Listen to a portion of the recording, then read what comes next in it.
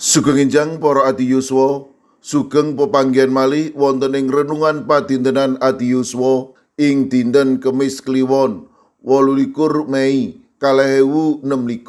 Sumangga dinten punika kita nampeni jejer makarya sesarengan. Para adi yuswa, nalika kita ningali lelampahan nyembelih kewan kurban kala wingi, tamtu badhe wonten tumataning pakaryan, wonten ingkang piniji ndedonga, lajeng ingkang dados jagal, wonten ingkang monthra daging, wonten ingkang nimbang lan nglebetaken daging ing wadah tinamtu, wonten ugi ingkang ngaturaken daging dhateng tiyang ingkang nggadhahi hak nampeni daging. Ketingal sanget guyub rukun mangertosi ayahan lan nindakaken pakaryan sesarengan. Tundhanipun sedaya kewan kurban saged kakurbanaken. Nabi Musa ugi kagungan kawinatesan anggenipun ngayahi tanggel jawab mimpin bangsa Israel. Pramila piyambakipun nyuwun pambiyantu dumateng Gusti. Gusti Allah lajeng dawuh dhateng Nabi Musa supados ngempalaken pinituwaning bangsa Israel ingkang cacahipun 7 dasa. Ing antawisipun wonten Eldad lan Medad. Saksabunipun tiyang 7 dasa kalawan ngadeg ing saubenging tarub. Para pinituwa kalawan kadunungan roh saking sapirangan rohipun Nabi Musa tumuli sami medhar wangsit kados dene nabi. Kacarita Eldad lan Medad ugi kapanjingan ing roh kados dene pinituwa kala wau.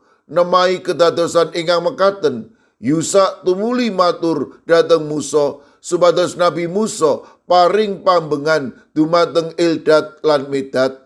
Ananging Nabi Musa ngendika, Wilangan 11 ayat 29b, syukur menawa umat Sang Hywa kabeh padha dadi nabi, marga padha kaparingan rohe Pangeran Yewah. Para adi yuswa, kangge nindakaken peladosan ing pasamuan, kita boten saged ngayahi peladosan punika piyambakan. Kita betahaken mitra utawi tim kangge makarya sesarengan. Saben tiyang pitados kedah sumadyo nderek sangkul sinanggul ing peladosan. Roh suci tamtu manjing dhateng sok sinten tiyang ingkang manahipun sumadyo kadunungan ing Sang Roh Suci. Eldad lan Medad boten saged nolak lan selak nalika Roh Suci manjing ing dirinipun.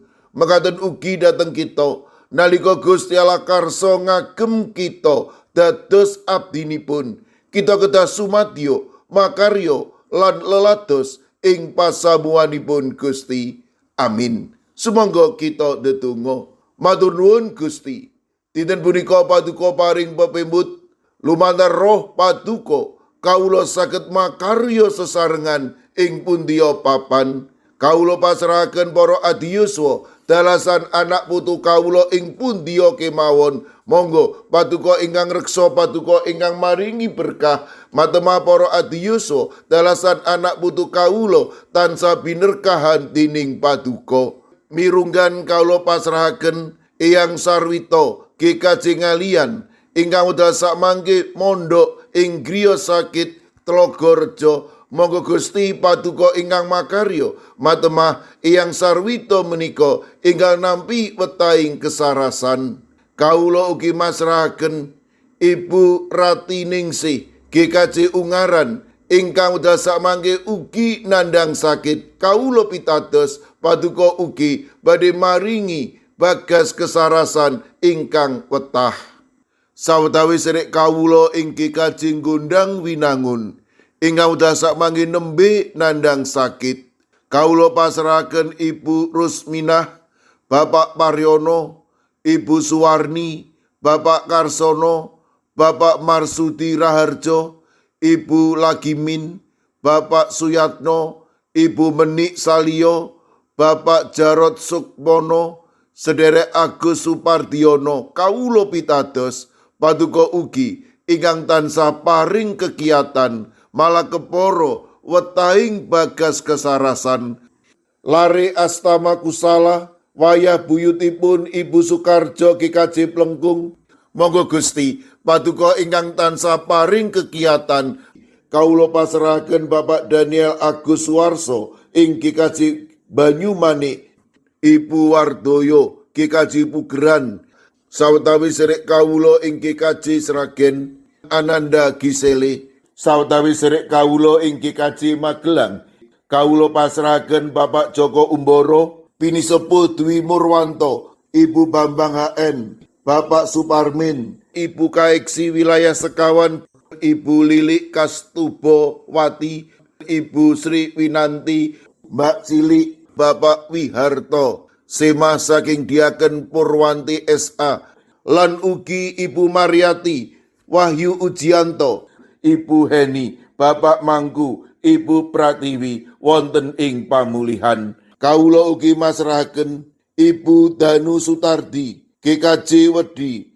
sawetawis sedherek kawula ing GKJ Sukorejo ingkang nembe nandhang sakit, Bapak Sobri Pranoto, Bapak Roger Antoni DL, Bapak Kadaryanto, Bapak Samuel, Ibu Tumini, Ibu Susmi, Ibu Sukarmi, Bapak Untung Basuki, Bapak Adityo, Bapak Winoto, sawetawis sedherek kawula ing GKJ Guntur Geni, Bapak Y Sudenal, Bapak Y Rasidal, Ibu Sartini, Bapak Ibu Supriyono, Ibu Joni, Ibu Daniel Suharyanto, Ibu Pratono, Bapak Stefanus Ngadiono, sedherek kawula ing GKJ Sragen, Bapak Bambang Kristono, Bapak Joko Prayogo, Bapak Tri Nugroho, Bapak Adi Sungkono, Ibu Astuti Purnaningsih, Bapak Warsito Riyadi, Bapak Suyanto, lan Ibu Sumiati. Mekaten ugi Ibu Kristina Sri Suparwanti Ningsih ing Gunung Kidul. Kawula pasrahaken sedherek kawula ing GKJ Wonocatur, Ibu Daniel, Bapak Ujianto, sedherek kawula ing GKJ Kabluk, Ibu Suwarti, Bapak Darmo, sedherek Susi Artowati, Bapak Edi Mursetyo, Bapak Yosua Jimmy Paningsang, Bapak Triyoso. Kawula pasrahaken sedherek kawula ing Pugeran, Bapak Minto Taruno, Bapak Sugiri, Bapak Rakino. Mekaten ugi sedherek kawula ing GKJ Antp Salatiga, Ibu Paini, Ibu Jumini, Ibu Juminah, Bapak Joko Wahyu Adi, Bapak Kustam, Bapak Sukiman, Bapak Slamet Mulyono, Ibu Tuminem, lan Mbah Jah. Kawula pasrahaken sedherek kawula ing GKJ Telepok, Ibu Wiryo Sumarto, Bapak Yutam, Bapak Karyadi, sedherek kawula ing Klaten, Bapak Suranto, Bapak Harsono, Ibu Tiwi Bambang Sutomo, sedherek kawula ing GKJ Ngablak, Ibu Wahyu Ningsih Wakijan, sedherek kawula ing GITJ Trangkil Pati, Bapak Ibu Karyo, Bapak Ibu Toyo, Ibu Nani Cahyono. Mekaten ugi kalau pasrahaken Ibu Otniel Ngatius ing Wonosari, Bapak Yohanes Kuncoro ing GKJ Immanuel Solo, Bapak Wijongko ing GKJ Sedayu. Kawula pasrahaken sedherek kawula ing GKJ Wedi, Bapak Sudiat, Bapak Paminto Saputro. Ing GKJ Mijen kawula pasrahaken Ibu Purwaningsih Sunaryo, Ibu Elizabeth Indarwati, Bapak Moses Taji, Ibu Budiman Bultom. Ing GKJ Pamong Utomo Kalinegoro Magelang kawula pasrahaken Bapak Mardiono, Ibu Marsudi, lan Ibu Sri Widardi. Mekaten ugi kawula pasrahaken sedherek Hesti ing GKJ Wonocatur, Ibu Lilik Sutopo ing GKJ Semarang Barat. Kawula pasrahaken sedherek kawula ing GKJ Ungaran, Ibu Risti Ningsih, Ibu Dewi Teguh, Ibu Kristini Sunaryo, Ibu Suwartini Hadiono, Bapak Dwi Putro, Ibu Sugito, Bapak Sembiring, Ibu Surisno, Ibu Munarti, Bapak Ibu Tugiman. Kawula pasrahaken Bapak Yohanes Mudadi ing GKJ Tuban. Kawula pasrahaken sedherek kawula ing GKJ Wonosobo, Ibu Endang Sarjono, Bapak Yusuf Sunaryo. kawula pasrahaken sedek kawula ingkang kajeng gondang winangun Ibu Lasiem lan Eyang Sarwito ingkang kajeng ngalian.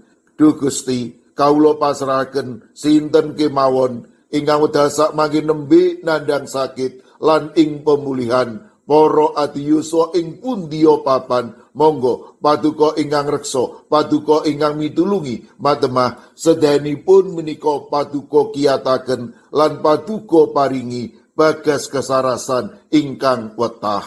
Kawula pasrahaken sedaya pandonga pasambat kawula wonten ing asta paduka Gusti kawula Yesus Kristus. Amin. Sumangga para adiyuswa kita tutup pepanggihan kita renungan padintenan adiyuswa kanthi ngrepekaken kidung. Sumangga.